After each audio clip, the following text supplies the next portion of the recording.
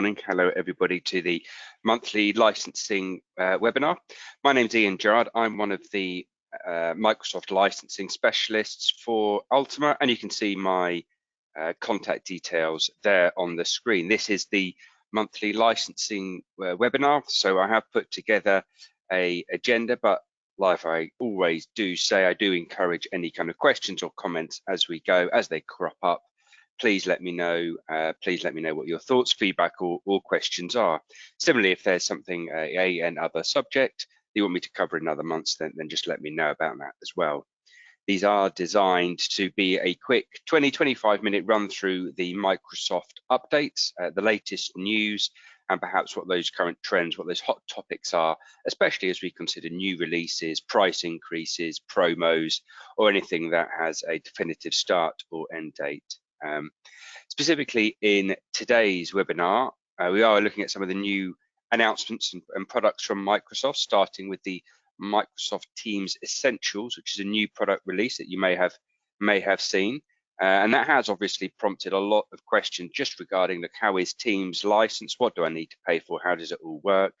With a slightly more focused look at what Microsoft see it as a really sticky product. So they are putting a lot of kind of promos and new kind of suites available to allow organizations to kind of consume Teams in a variety of different ways. So I'll kind of run through what those are as well. Critically, there's the 1st of March changes with the new Microsoft's new commerce experience, NCE. So I'll run through an update of where we are and what the latest Microsoft updates are in regards to the NCE updates and all those changes coming on the 1st of March, kind of a complete recap and where we are. And then finally, I will kind of cover off the other news, the other updates or releases from Microsoft, which gives us good time at the end to cover off any questions as well.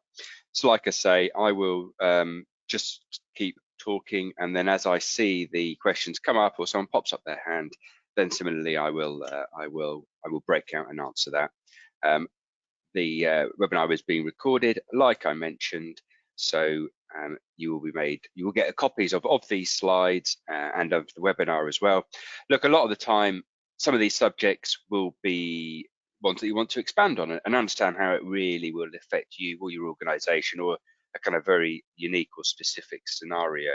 So please let your account manager know, your licensing specialist, or come directly to myself. We can definitely help with all that. So if we start looking at, like I say, the first item on the agenda, which is Microsoft's new product, which is Microsoft Teams Essentials. So with Microsoft Teams Essentials, this is a new product from Microsoft. It has been developed for the small business, and it was actually launched right at the end of 2021 and is available as effectively a standalone product. As you can see, you will get all of these slides so you can kind of look at the finite detail. What I've done is I've really called out some of the major points around this product. Approximately, I've put the price there at approximately $4 per user per month. So yeah, £3.50 or so. And it is a standalone product, so you can kind of buy it. Critically, because it's been designed and developed for small businesses, it does have a limit within the business, like the Microsoft 365, in the Business 365 limits, Business Premium, Business Standard, it does have a limit of 300 users, but it does still offer you that full Teams functionality. So it's the full product, the full Teams product, even if it does have that limit of 300 users. So obviously you can do, even though it's a standalone product, you may or may not have the other systems, but you still get the ability to add on all of those Teams add-ons, whether that is phone systems, whether that is the calling plans, but similarly, it also fully integrates within your Exchange systems or anything else that as a full collaborative tool. So that's kind of a major point that I wanted to make around this Microsoft Teams Essentials meetings, that you can kind of buy it alone, and regardless of whether you're actually the rest of your workspace products such as Exchange, maybe Exchange is still online on premise. So yeah, users can still kind of view and access meetings even though that Exchange piece is on premise. So this is a new offering from Microsoft, kind of designed for those users up to kind of 300. Now, this has raised other questions regarding Teams in general, and actually how you license and how you buy Teams. And I do think this is something that is always worth reflecting back on, because actually Teams itself as a product is included in a large number of suites, but it is actually free. If you're an organization who didn't have any cloud licenses and you wanted to start using Teams for the very first time, you can go and get that product from the Microsoft Store for absolute, for no cost, and it would be for your internal users. So that would include all of your internal meetings and everything else you can kind of see there with the instant messaging. The key point is that there's limitations to the use there. So again, we see the kind of participation limits of around 100 users, meeting durations of around an hour. So it is limited uses, but still something which shouldn't really potentially prohibit too much. Again, total users about 500,000, but it shouldn't be something that really prohibits you. But having said that, the vast majority of organizations, because Teams is a collaborative tool, you've kind of got two options to buy it. Option number one is that business plan approach. And as we know, with the business plan approach, much like Microsoft Teams Essentials, this is the one that has the user limit of 300. So very good for the small to medium size organization. Look, within that, you have business basic, business standard, business premium, all with kind of different price points. And again, you'll see some limitations in regards to the size of the file attached that you get in some of these business plans up to 300 users, kind of limits of around 10 gig per user when it comes to storage on top of the 1 terabyte that you kind of get as an organization.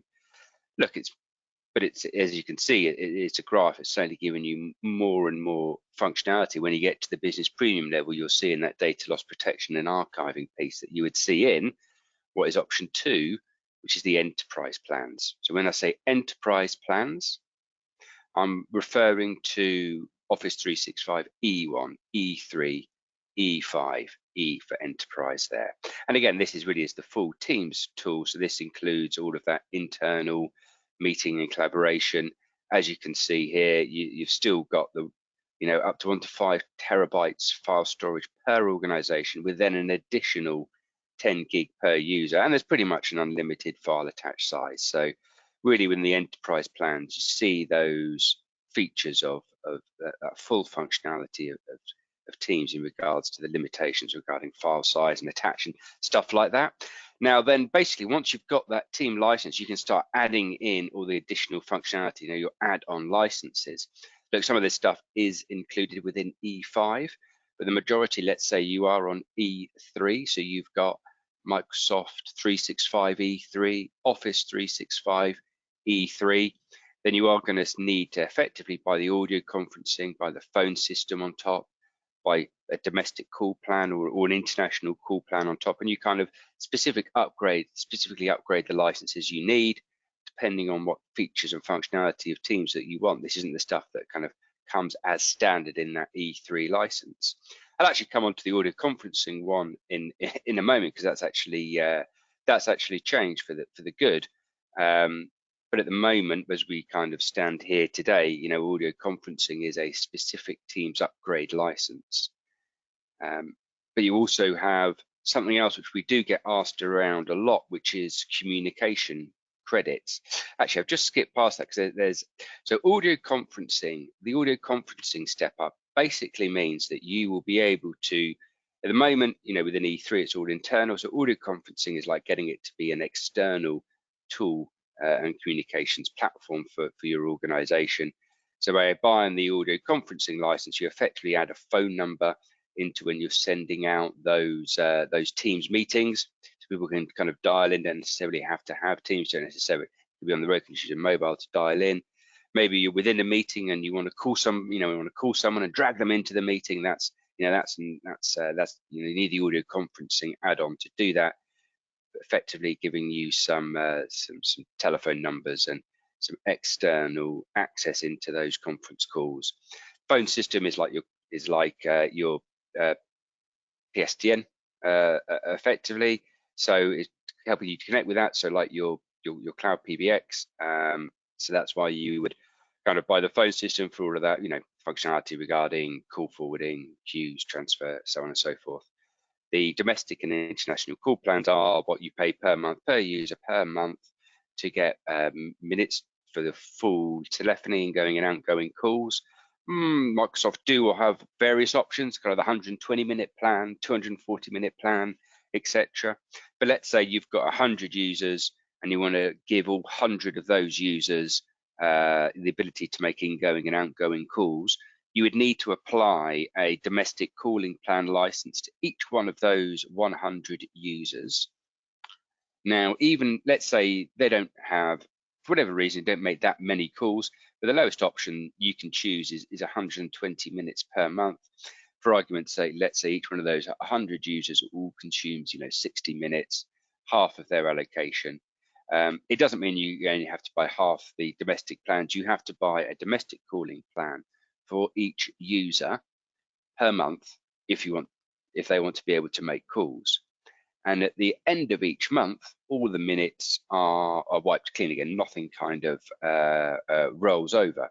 However, within the month, if you've got the majority of users just using 60 minutes, you might have one super user who actually has over 1,000 minutes of usage. You can still give them a 120-minute call plan, because within a calendar month, all of the minutes are accumulated together, and then all of those 100 users can effectively call from that centralized plot. But everyone needs a calling plan, and at the end of the month, it is reset again at the end. So maybe not the cheapest offers that are out there, but that's the way Microsoft work it with those domestic calling plans. But it is different from something called communication credits. And we do get a lot of questions regarding, well, what are communication credits, and at what point do they become relevant? And it is something that is highly recommended. That's always a good one when you do that.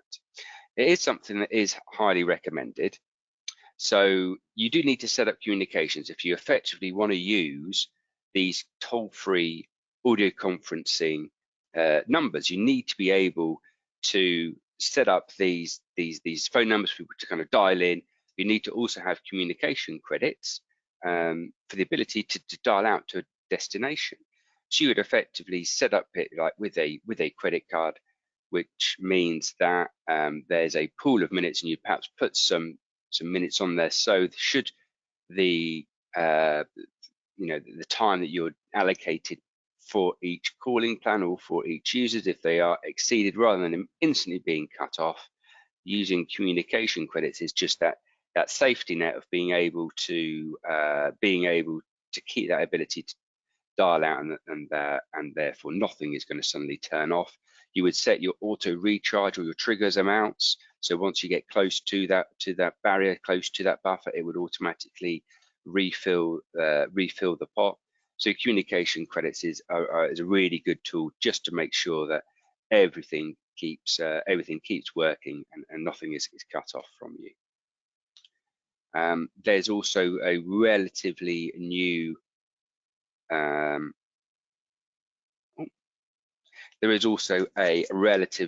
element, which is the Microsoft Teams license as well. And the Microsoft Teams license is effectively covering the Teams rooms. So I'm talking about Microsoft Teams Rooms Standard and Microsoft Team Rooms Premium. With Teams Rooms Standard is by far the most popular. Don't see too many with Premium at more than triple the cost. So this is a kind of a per device based license. So if you are starting to use Teams and you think, well, I do have 5,000 people in my organization, I don't necessarily want to buy 5,000 licenses for Teams as I'm just starting to use this as an audio conferencing solution. So you would license the room. You just go, well, actually, we're just going to license the room. So as organizations start returning to the office, rather than license each individual, you license the device for the room, which kind of includes all of the licenses you would need to make conference calls. So Teams, audio conferencing, phone system, and Intune licenses. And the fun part is that there's a very large promo available from Microsoft at the moment, specifically regarding that audio conferencing license, that audio conferencing add-on to E3. Now, audio conferencing is kind of part of E5. The announcement from Microsoft is that from March 2022, audio conferencing will become part of E3 and actually E1 and actually F3, F1, and even Office 365 F3, which are the frontline SKUs, which have kind of reduced functionality. But actually, what we are seeing is that audio conferencing will be included within all of these suites from March 2022. Which is something, if you actually needed it today, we'd approach Microsoft around getting a concession. So you should not effectively, since January, you should really not be paying. Obviously, if you've already got the license, potentially you are paying for that if you already prepaid, but when it comes around to renewal, kind of from this point forward, the audio conferencing element is going to be kind of part of the, basically not as an add-on. So you don't have to buy it as an additional add-on product. Now, I did want to draw back to the NCE, the New Commerce Experience, which is Microsoft's name for all of the changes that they're making on the 1st of March 2022. There's effectively two things happening. So what I will do now is I'll very quickly run through the updates, just kind of run through where we are in regards to what's happening on the 1st of March, and then I will run through effectively what's happening. Here we go. I do actually have some questions as well. So as is the case, thank you, Derek. So will audio conferencing be included in the business premium or separate? We are going to be seeing them added to the business premium as well. So that's a excellent question. Thank you, Derek. And that's confirmed to be as part of the business premium as well.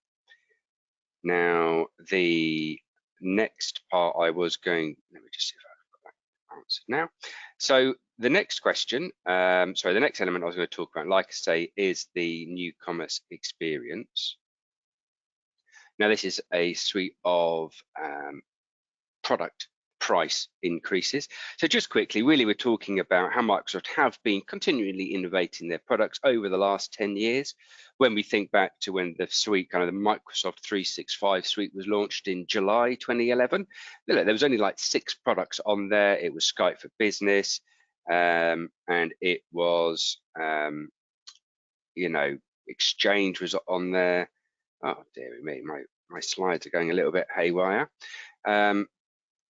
Let me just sort this out. And effectively over the last 10 years, Microsoft have been adding more and more products, and it's got to the point where there's now over 24 products within that kind of Microsoft 365 suite. Come on. And the additions have been so much to the point that Microsoft are now doing a price increase. So it means, you know, most recently they've added things like the Power Platform, Power Apps, Viva as well. So that's why Microsoft have effectively announced there are going to be some price increases on the 1st of March. I'm sure most of you have seen this. I'm sure most of you had conversations about this. If you haven't, you really should have a look at it. But it's a variety of price increases from plans E3 to E5, ranging from kind of 8.5% up to 20% price increase. All of this is impacting on the 1st of March 2022. So what a lot of organizations are doing is understanding whether they can price lock effectively before the 1st of March to offset these price increases, which is something which is a very smart and very wise thing to do. If you're an enterprise agreement organization, you can lock those prices for 3 years. And with CSP, what we're looking to do, certainly over the next, well, you know, to be honest with you, the last 4-month period and the next 30 days, looking to understand every organization's requirements, make sure that you have the right suite, make sure you are correctly allocated in E3, E1, E5, etc., and then locking in that price before the 1st of March to make sure that you're offsetting these price increases by at least 12 months. That is not the only change coming in regards to the new commerce experience in NCE. The idea being that Microsoft are actually changing the way an organization purchases agreements, because they do have a large agreement sprawl from this. As you can see on the left with the pyramid, you might be a small to medium-sized business, a large organization, enterprise, something in the middle, and you can choose to buy from an enterprise agreement. Web direct, you could choose MPSA, this agreement, that agreement, but there's a large amount of complexity, convolution in today's kind of way to buy licenses, your commerce experience currently. So Microsoft have proposed to simplify this by moving towards a future where they're effectively reducing the number of agreements that you as an organization can choose to buy licensing from. Now, this will take time. It has taken time. We've seen some agreements fall by the wayside and continue to see more, but they're effectively seeing a situation where you are either a CSP customer, that kind of breadth customer, or whether you are a large enterprise customer and therefore you have an enterprise agreement. Now, they is never as straightforward as that. The vast majority of organizations might even have both for very good reason as well. Some organizations of around 600-700 users will find that the enterprise agreement is better for them, is better value for them. And there might be some organizations of 1,500 users who realize that the CSP is better for them, or even over 2,400 users. So it's never going to be that straightforward, but this is Microsoft's vision, their strategy, their new commerce experience. They're driving organizations to effectively commit towards an enterprise agreement if they're over 2,400 users, and a CSP agreement if they're underneath. So they're getting things like, we've seen Select Plus is now completely gone, open value subscription, just the open agreement, all kind of going by the end of this calendar year. They're also making some changes to the existing CSP agreement throughout all of this new commerce experience. And there's this, that, and the other, but the main one to focus on, and we will run through them all, is the main one to focus on is a 20% increase in a monthly CSP subscription. So let's just make sure we kind of understand that that is a 20% monthly increase on the license cost per user per month. That is a premium being added to the CSP from the 1st of March 2022. And this is basically the premium that you will pay if you want to have flexibility. So if actually you want to sign up to a CSP because you love the fact that you can increase and decrease licenses on a monthly basis from the 1st of March, if you don't do anything, from the 1st of March, there's going to be a 20% premium to do that. Now, one of the things we were talking about in regards to locking the price before the price increase, you can similarly lock the request to retain the flexibility for at least another 12 months before this new 20% premium charge comes in. So again, it's really, really critical over the last, to be honest with you, 3 or 4 months, but certainly over the next 30 days, give or take, before the 1st of March and these changes impact. What we've been doing is working with organizations who've had the flexibility within the CSP to truly assess whether there is value in the additional 20% premium. Do you flex enough to see the benefit of being able to switch off a license for 8 months? Because that's still more cost effective. It's still cost effective to be able to do that and pay a 20% premium for those 4 months. Or is it in actual fact, certainly when I look across all of our many CSP, hundreds of thousands of seats, we are seeing up to 90% not necessarily currently using that flexibility. So anyway, just like the price increase, just like this monthly premium, everything you do should be done now for your planning, for your roadmap, strategizing what your next steps will be. Make sure you lock in the current flexibility and current price before the 1st of March, and really use even the next 12 months, if you're unsure, to run those optimization tools to understand your users' profiling estate. Are they on the right profile? Should they be downgraded, upgraded? How much flexibility do you want? Really, really critical. You might know that already, in which case, fantastic. Before the 1st of March, you could actually lock into an annual term away from the monthly. But that's really what a lot of the work we've been speaking to almost every organization is around. It's around, do you need the flexibility? How do you offset the price increases? Where's the opportunity here as well? I'll come on to that in a moment.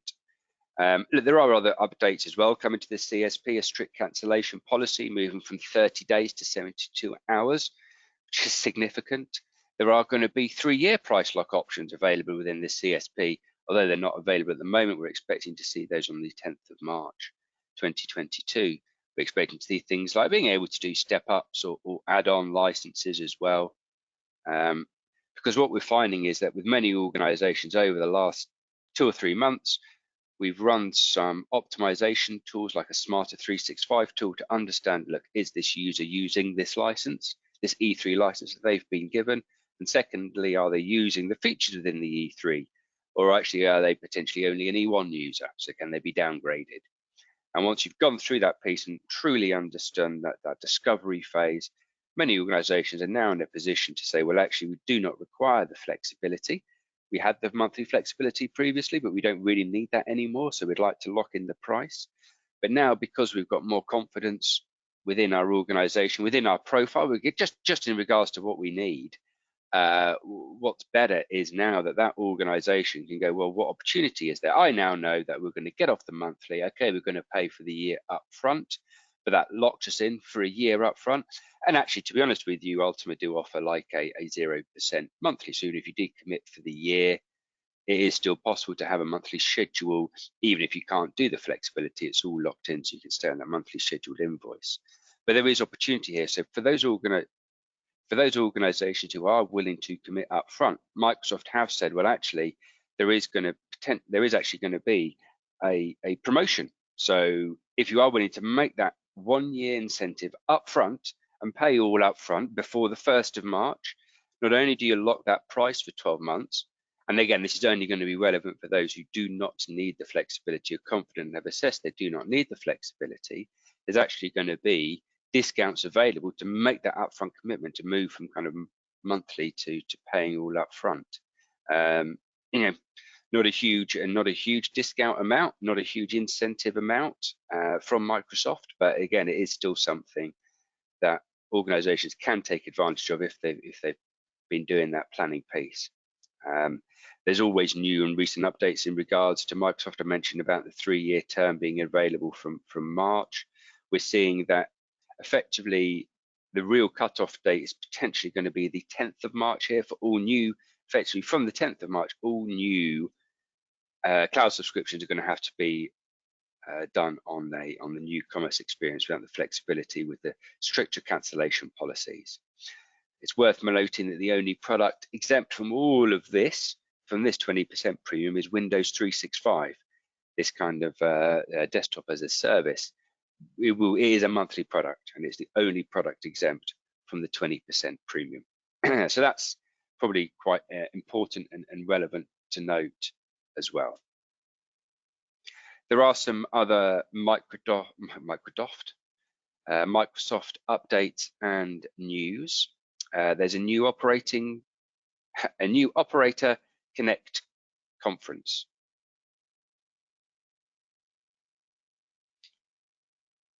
Again, my screen has just paused again, so it's playing a little bit silly beggars. Hopefully, let's just bring that back. We are really just going to run through what the last updates are, and like I mentioned, like I said there, it's the Operator Connect conference, which is effectively it's a 0% cost, and it's something that's effectively available already, but it's really, you can sign it to anyone already licensed for Teams, and it allows a organization to add phone number from like a third party, or being able to use that as the you've got the Microsoft calling plans, you've got a third party, you want to use those numbers for your Teams calls and conferences. So 0% cost, you can now do that with the new Operator Connect conferencing feature. Again, not necessarily hot off the press, this one. Microsoft have renamed all of their security products, because of course they have, and they have changed the name to Microsoft Defender. So things like Azure Defender has become Microsoft Defender. Microsoft Cloud App Security has now become Defender for Cloud Apps. So I'm actually probably going to be running a full session in regards to the Microsoft security stack next month, really kind of understand how it is all broken down from a licensing scenario. But effectively, yes, all of these various different Microsoft security products have now all been centralized underneath the Defender branding. It does make sense. Even if it is another name change, it does all make sense to have that consistent branding of Microsoft Defender for their security stack.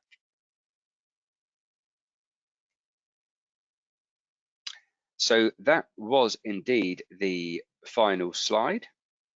And there is another question which I have managed to miss, so apologies for that. So can you do a 3-year fix on CSP? I didn't think that was available yet. So you can, yes, excellent question, Derek. So you cannot currently today do a 3-year fix on the CSP. So, however, it is something you are going to be able to do from March, and you'll notice what Microsoft, you will only be able to do the 3-year fix once the price increase has been released. So Microsoft are restricting customers to do the 3-year fix on February price list, before those price increases. They don't want customers to do that. So what they have said is, oh, you can do the 3-year price fix once you can't avoid the price increase, which I would suggest is counterproductive. It's not a conversation. Yeah, exactly. Yeah, exactly. Very sneaky, Microsoft, right? So, but there's opportunity to be found in whatever your scenario is. But yeah, on that 3-year one, it's not something that's we're really pushing too much, just because of the fact that Microsoft are going to only release that once the price increases up.